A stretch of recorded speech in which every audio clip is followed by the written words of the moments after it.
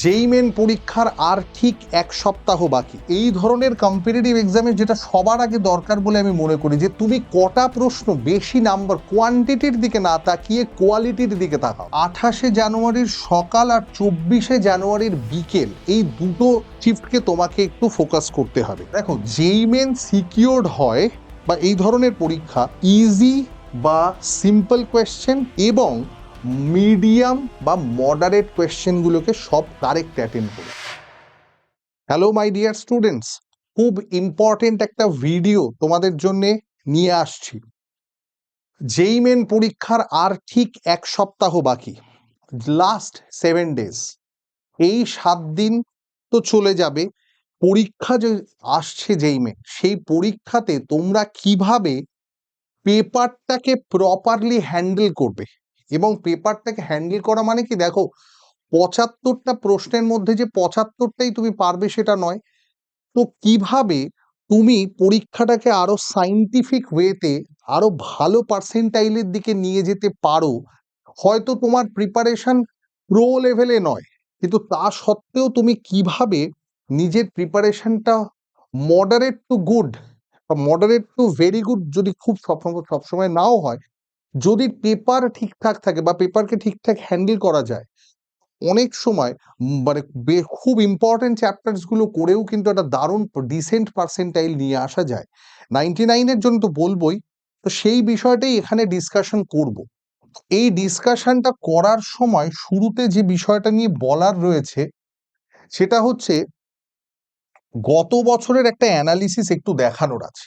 দেখো, গত বছর যদি একটু তাকিয়ে দেখো, 28শে জানুয়ারির সকাল আর 24শে জানুয়ারির বিকেল, এই দুটো শিফটকে তোমাকে একটু ফোকাস করতে হবে।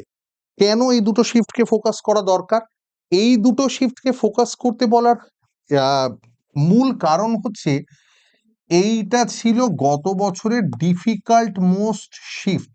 এবং আমি যদি ভুল না হই, আমি দেখাবো ডেটায়, এই শিফটে 148 পেয়ে 99 পাওয়া গিয়েছে। Yes, this is true. 148 only. আর সেইখানে এই শিফটটা ছিল ইজিয়েস্ট। এবার তুমি বলবে, স্যার ইজিয়েস্ট বা টাফেস্ট কিসের ভিত্তিতে? কত নাম্বারে 99 অথবা 93 ছিল, মানে যেই মেনের মানে যে কাট অফের গেটওয়েটা পার করলে যেই অ্যাডভান্স দেওয়া যেতে পারে গত বছরের নিয়ম পর্যন্ত। এবার তুমি বলবে এবছরে এটার কোথায় গুরুত্ব বা এবছরের ইউটিলিটি কি? এবছর এই জিনিসটার ইউটিলিটি এই কারণে যে আরো একটা প্রশ্ন তোমার থাকবে যে স্যার এটা কি ফিক্সড? ডেফিনেটলি নয়। কেন নয়? দেখো, বিভিন্ন বছরের ডেটা অ্যানালিসিস এখানে দেওয়া, 22, 23, 24, 25। লালগুলো হচ্ছে ডিফিকাল্ট মোস্ট, হলুদগুলো হচ্ছে ইজিয়েস্ট। তো এই শিফটগুলো তুমি যদি দেখো, দেখো এটা কিন্তু কোনো ফিক্সড কিছু নেই।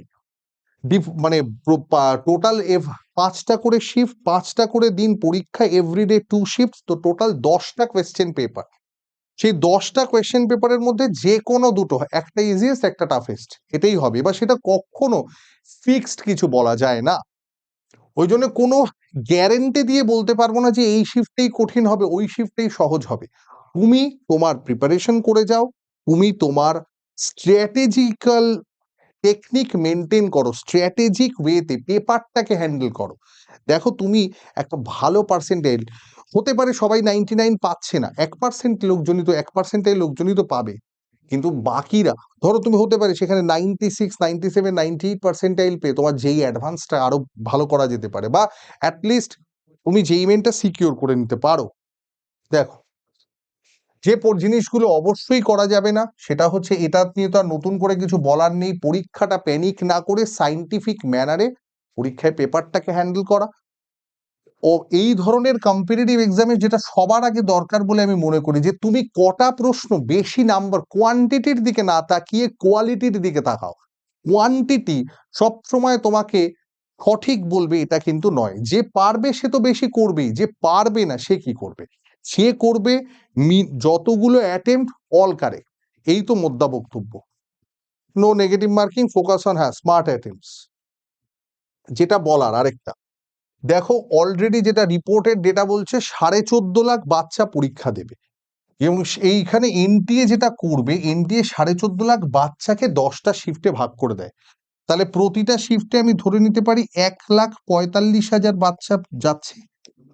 1,45,000 students are there in each shift. প্রত্যেকটা শিফটে এই হচ্ছে ডিস্ট্রিবিউশন প্যাটার্নটা। এবার তুমি এই যে প্রত্যেক কটা বাচ্চা, এদের মধ্যে 99% তো কয়েকজনই মানে যা হবে। এই এবার বিষয়টা কি, সিলেকশনটা কিভাবে হচ্ছে, এই প্রত্যেকটা শিফট থেকে নর্মালাইজেশন প্রসেসে সিলেকশন হয়। কিভাবে নর্মালাইজেশন প্রসেসে? প্রত্যেকটা শিফট থেকে ইকুয়াল নাম্বার অফ বাচ্চাই নেওয়া হবে, এইটা করার উদ্দেশ্য। কেন তোমাকে এটা বললাম, কারণ কেউ হয়তো ধরো দুটো স্টুডেন্ট রয়েছে, এ একটা বি একটা, এবার এই দুজনের মধ্যে তুমি একটা জিনিস খেয়াল করো, ধরো এ বরাবরই টপার ক্যাটাগরির বাচ্চা এবং be moderate to good, moderate থেকে ভালো ক্যাটাগরির মধ্যে পড়ে। এবার ধরো মক টেস্ট এখন প্রত্যেকে দিচ্ছে, মক টেস্টের ক্ষেত্রে দেখা গিয়েছে যে টপারের হয়তো মক টেস্টে সে করতে পারছিল 45 to 50 questions out of 75, which is good enough. Moderate তো গুড যে সে হয়তো করতে পারছিল 30 থেকে 35টা প্রশ্ন মক টেস্ট গুলোতে। এবার যখন আসল পরীক্ষার দিন এলো, যে 45 কোয়েশ্চেন্স, আমি ধরে নিলাম কমই ধরলাম, 45 অ্যাটেম্প করছে, সে দেখা গেল ফাইনালে আসল মূল মঞ্চে গিয়ে অ্যাটেন্ড করেছে 40 কোয়েশ্চেন্স, আর যে 35টা অ্যাটেন্ড করছিল সে দেখা গেল পেরে গেছে 30, যদি ধরি সে পেরে গেছে 45টা প্রশ্ন। হ্যাঁ, তাহলে তুমি এবার নিজে বিচার করে দেখো, যে 45 থেকে 50 পারছিল সে যখন 40 পারবে, তার মক টেস্টের তুলনায় তার এই পরীক্ষার পারফরমেন্স উইক হয়েছে, মানে এই পরীক্ষার পারফরমেন্স তুলনামূলক খারাপ হয়েছে। পারফরমেন্স খারাপ মানে কি, তার মানে এটা ইন্ডিকেট করছে যে তার কোয়েশ্চেন পেপারটা কঠিনের দিকে ছিল। আবার যে 30 থেকে 35টা অ্যাটেম্প করছে, সে দেখা যাচ্ছে যখন 45টা করছে তখন তার যে কোয়েশ্চেন পেপার সেটা তুলনামূলক ইজিয়ার সাইডে ছিল। এবার যে প্রথম জন সে তো স্বাভাবিকভাবেই ওয়ারিড হয়ে যাবে, 40টা কোয়েশ্চেন মানে 160, তার লক্ষ্য হচ্ছে প্রথম অ্যাটেম্পটেই আমাকে 99% সিকিউর করতে হবে। এবার রিসেন্ট সময়কার যে রেকর্ড, যে ডেটা বলছে 160 সব সময় তোমাকে 99% যে সিকিউর করবে, হয়তো করে দেবে, কিন্তু সবসময় যে করবে এই গ্যারান্টি তো নেই। কারণ উল্টো দিকে সে বলছে যে ভাই আমারই বন্ধু, কিন্তু আমার থেকে ও পড়াশোনায় অতটাও তো ভালো, আমি কখনো খারাপ বলছি না, কখনো আমি তো বেস্ট হয়ে এসেছি স্কুলে, তো ও সেখানে বেটার পারফর্ম করলো, তার মানে আমার হয়তো খারাপ হচ্ছে, ও সেই জায়গা থেকে একটা অ্যাংজাইটির মধ্যে থাকবে। এই অ্যাংজাইটি থেকে দূরে সরে এসো, কারণ তোমার শিফট যদি ডিফিকাল্ট হয় তার মানে তুমি 160 মার্কসেও ওই যে বাচ্চা তোমার দেখো দুজনের শিফট আলাদা, এবং দুজনের শিফট থেকে একটা নির্দিষ্ট সংখ্যক বাচ্চাকেই পরের পার্টে নেওয়া হবে। 99% তো কয়েকজনই পাবে। এটার থেকে যদি দেখি আমরা 1,45,000-এর মধ্যে মোটামুটি 1400 থেকে 1450 জন, প্রথম 1400 থেকে 1450 জনকে নেওয়া হবে 99% ক্যাটাগরিতে যাবে। তো তোমার যখন 160 আসছে, যদি তোমার ডিফিকাল্ট শিফট হয়, তুমি সেই শিফট থেকেই প্রথম 1400-র মধ্যে ইজিলি চলে আসবে, তবে তো তুমি 99% পাচ্ছ। আর যেটা ইজিয়ার সাইডে, যেমন 2024-এর 27শে জানুয়ারির পেপারটা যদি কেউ দেখে, বিলিভ মি 234-এ ছিল 99%, বুঝতে পারছো, 234, তাহলে 180-তে তার কত হবে, 180-তে সে 93% পাবে ম্যাক্সিমাম, 95 হয়তো পেতে পারে, তাহলে তার তো রেজাল্ট অনেক পুয়ার হচ্ছে সেই জায়গা থেকে। ওই জন্য এটা নিয়ে তোমার চিন্তিত হওয়ার কোনো কারণই নেই, এটা সম্পূর্ণ শিফটের উপরে নির্ভরশীল। ঠিক আছে, বোঝাতে পারলাম? এরপরে যেমন এই যে তোমার 28 তারিখের যে বিষয়টা, 28 তারিখের পেপারটা কি ডিফিকাল্ট হবে, দেখো ভাই এগুলো ইনসিগনিফিকেন্ট কথাবার্তা। কি ডিফিকাল্ট হবে কি কঠিন হবে সেটা এনটিও জানে না, কারণ তো অ্যালগোরিদমে পেপার সেট হচ্ছে, কেউ কিছু জানে না ওইভাবে। এটা স্টুডেন্ট। এবার তুমি এখানে কি করতে পারো, দেখো এটাও এখান থেকে আগেই বলবো না, পরে আসছি। তোমাকে যে একটা ডেটা চেক করানোর আছে, এই দেখো এই ডেটাটা একটু স্পেসিফিক ভাবে যদি দেখো, এই দেখো 2024-এর 27শে জানুয়ারি শিফটটা তুমি নিজে তাকিয়ে দেখো, এবং দিস ইজ দ্য, এটা মিডিয়াম বলছি, ইজিয়ার শিফটে 99 পার্সেন্টাইল কোথায় ছিল। দেখো সেই জিনিসই যখন ডিফিকাল্ট শিফটে এসে দেখো দেখো দেখো যেটা বলছিলাম, 158 তুমি পেয়ে যাচ্ছ 99 পার্সেন্টাইল। এটা জানুয়ারি অ্যাটেম্প, এটা এপ্রিল অ্যাটেম্প। এইখানে দেখো 161-তে মিডিয়াম টু ডিফিকাল্ট সাইডে আসছে। এবার এটা না একটু লেখার ভুল আছে, এটা 93 পার্সেন্টাইল হবে, তো লেখার ভুল আছে, এটা 93, এটা জাস্ট কোয়ালিফিকেশনের জন্য 93 পার্সেন্টাইল, 93 পার্সেন্টাইল। দেখো কোয়ালিফিকেশন এই নাম্বারে হয়ে যাবে, মানে এরকমও দেখ।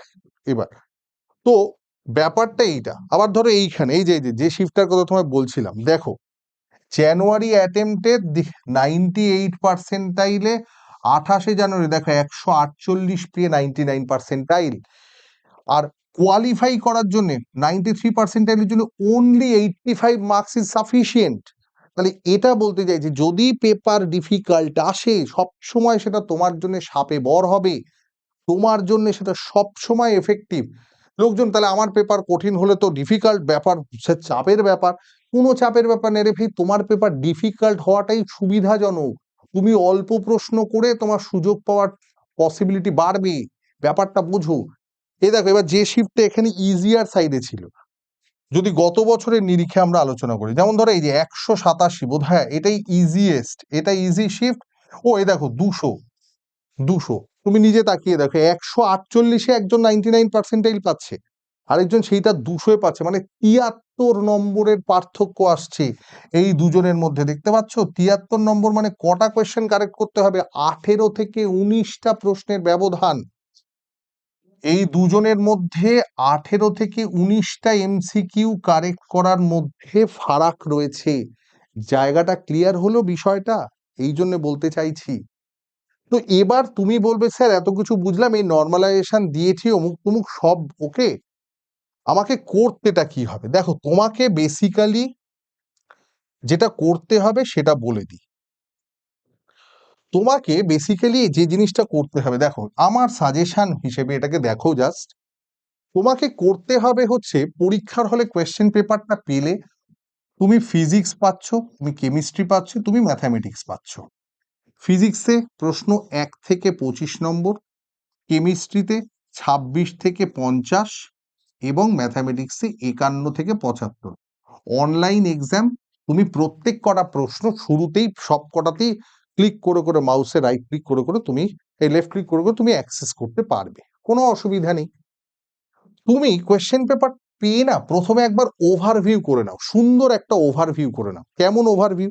দেখা গেল ফিজিক্সের 25টা প্রশ্নের মধ্যে তুমি কি করলে, তোমাকে সাদা কাগজ পরীক্ষার হলে দেওয়া হবে, তুমি সিম্পল বা ইজি, সিম্পল বা ইজি এই দুটো ক্যাটাগরিতে তুমি ধরো 25টার মধ্যে দেখা গেল 10টা প্রশ্ন পেয়েছো তুমি যথেষ্ট ইজিয়ার সাইডে, আর তুমি মডারেট বা মিডিয়াম সাইডে পেয়েছো আরো 6টা প্রশ্ন, ওকে পারফেক্ট।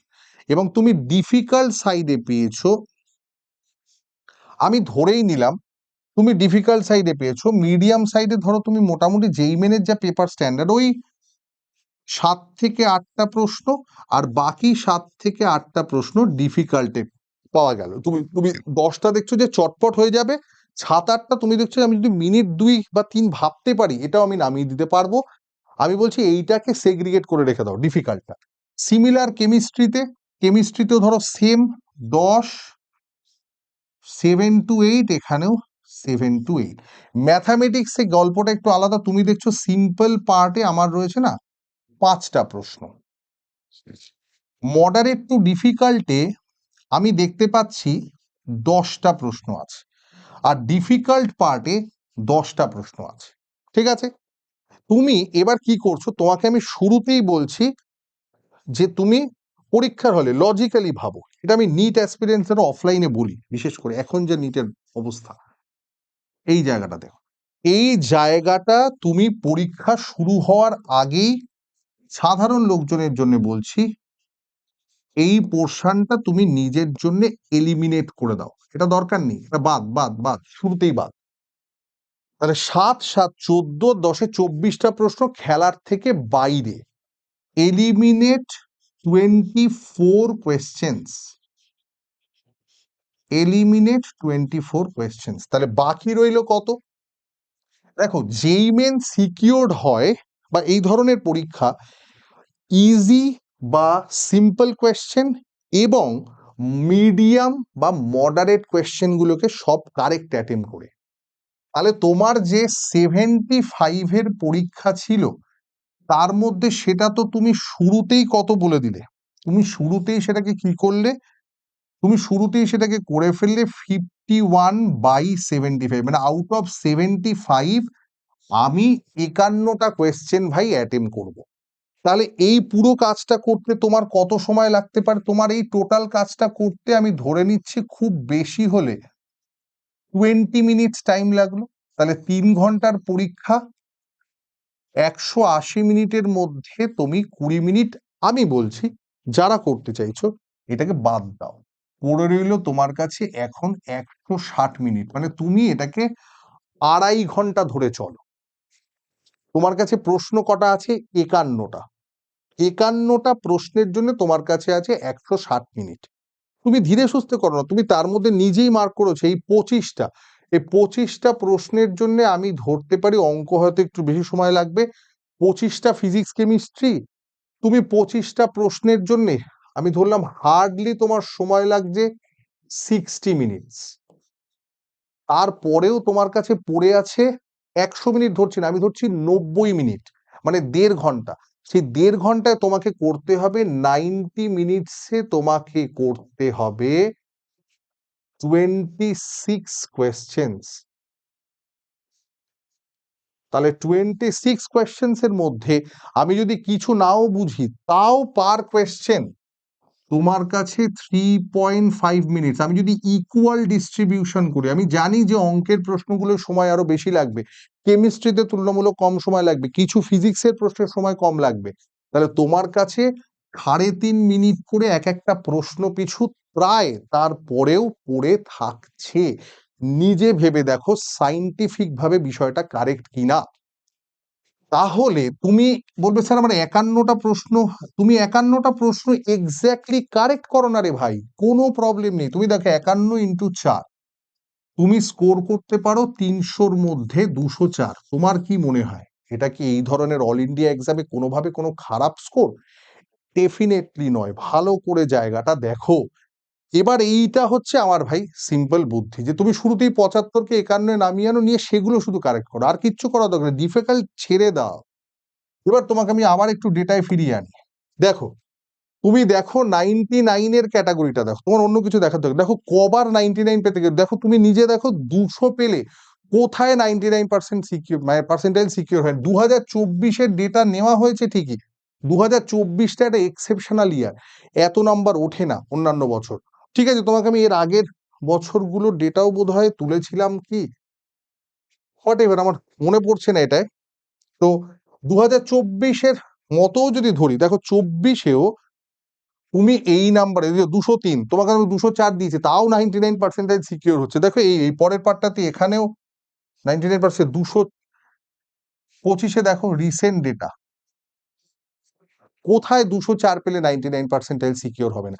তুমি 99 ছেড়ে দাও, তার থেকে খুব মানে তুমি যে আরামসে সিকিউর করে ফেলতে পারো যেই মেন। এইটা হচ্ছে মোদ্দা বক্তব্য, বুঝতে পারলে? এই পরীক্ষার হলে নিজের কাজটাকে তোমাকে এইরকম সাইন্টিফিক ভাবে, এই স্ট্র্যাটেজিটাই আমার, এটাই ছিল বক্তব্য, আর কিছু নয়, বুঝতে পারলে? এইটাই স্ট্র্যাটেজি। এটা শুধু, এটা আমার মনে হলো যে তোমার সাথে এটা শেয়ার করা উচিত, তাই শেয়ার করলাম জাস্ট। ঠিক আছে, ভিডিওটাকে আর খুব বেশি দীর্ঘায়িত করব না। খুব ভালো করে পড়ো, বেস্ট অফ লাক প্রত্যেককে। আশা করছি তোমাদের সাথে হেল্প করতে পারছি বা হেল্প করার চেষ্টা করছি। ভিডিওটা নিশ্চয়ই কাজে লাগবে, মন দিয়ে দেখো, দেখে তোমার ওপিনিয়ন জানিও, ঠিক আছে? আর আমরা তোমার সঙ্গে আছি, WBG লাইভ বা এইসব নিউ খুব তাড়াতাড়ি আসবো। থ্যাংক ইউ, দেখা হচ্ছে, বেস্ট অফ লাক।